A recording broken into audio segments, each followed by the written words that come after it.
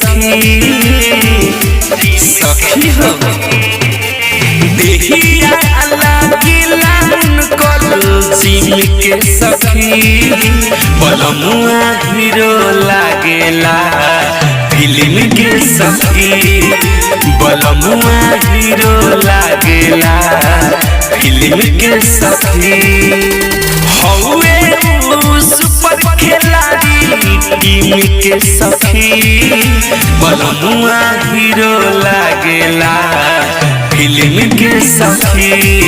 सजनवा हीरो लागेला फिल्म के सखी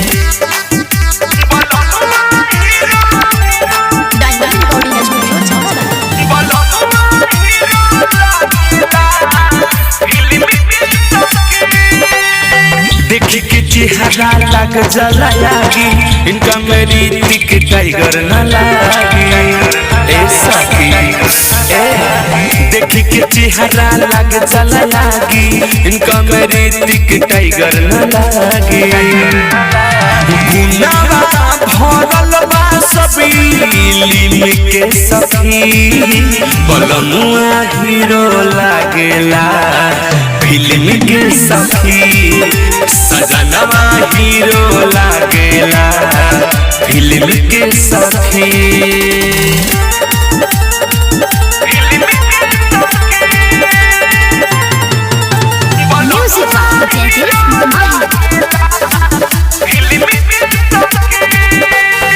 सखी रे जिंदगी में फूल बाटे खिलल राइटर चंदन राज जब से मिलल